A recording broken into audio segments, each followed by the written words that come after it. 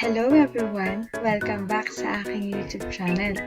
I am Teacher CJ and I am here to teach you about the nature of the roots of quadratic equation. Ano ba yung mga kailangan nating malaman about sa topic na ito? In this video, you will learn how to identify nature of roots of the discriminant and solve the discriminant of quadratic equation. Ang value ng expression na b squared minus 4ac ay tinatawag nating discriminant of quadratic equation. Ang discriminant or yung expression na b squared minus 4ac ay pwede natin gamitin na pang-describe ng nature of the roots ng quadratic equation.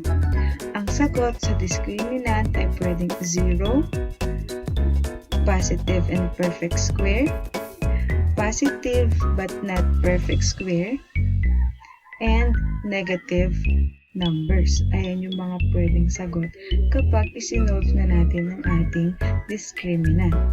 Pero, meron tayong mga conditions pagdating sa ating discriminant. So, if b squared minus 4ac is equal to 0, then the roots are real and equal. If b squared minus 4ac is greater than 0 and a perfect square, then the roots are rational but not equal. B squared minus 4ac is greater than 0 but not a perfect square, then the roots are irrational and not equal. Last condition ay if b squared minus 4ac is negative, then the roots are not real.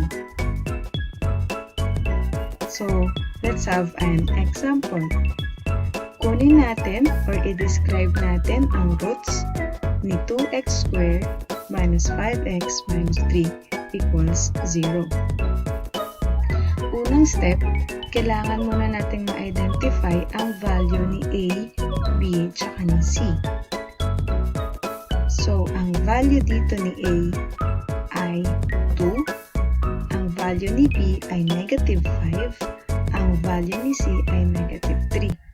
Dapat, bago tayo kumuha ng values ni a, b, tsaka ni c, dapat naka-standard form muna ang ating quadratic equation para ma-describe natin ang maayos ang roots nito.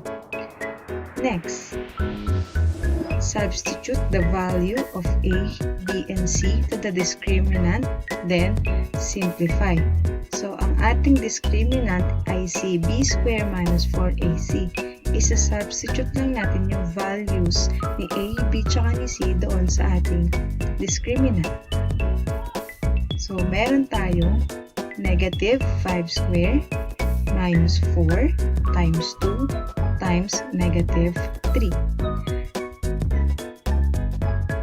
Negative 5 squared is positive 25.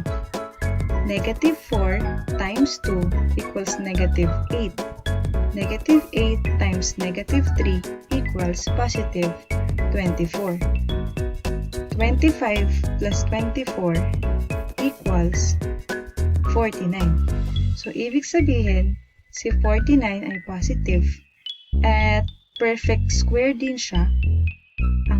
Ang kanyang roots ay rational but not equal. So, let's have another example. I-describe natin ang roots ni x squared plus 5x plus 3. Tandaan na dapat naka-standard form muna ang ating equation bago natin hanapin ang values ni a, b, tsaka ni c. Since naka-standard form na ang ating example, pwede na natin makuha ang values ni a, b, tsaka ni c. So, ang value ni A ay 1. Ang value ni B ay positive 5. Ang value ni C ay 3. Next step, substitute natin ang values ni A, B, tsaka ni C sa ating discriminant. Saka natin i-simplify. So, meron tayong 5 square minus 4 times 1 times 3. 5 square is equal to positive 25. Negative 4 times 1 equals negative 4. Negative 4 times 3 equals negative 12. 25 minus 12 equals 13. Since 13 is positive, but it is not a perfect square, our roots are irrational and not equal. Example number 3.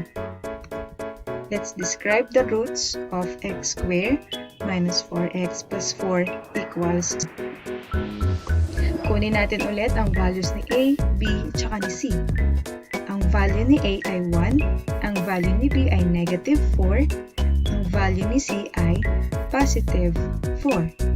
Ang next step, kailangan natin i-substitute ang values ni A, B, tsaka ni C sa ating discriminant. So, meron tayong negative 4 square minus 4 times 1 times 4. Negative 4 square is 16.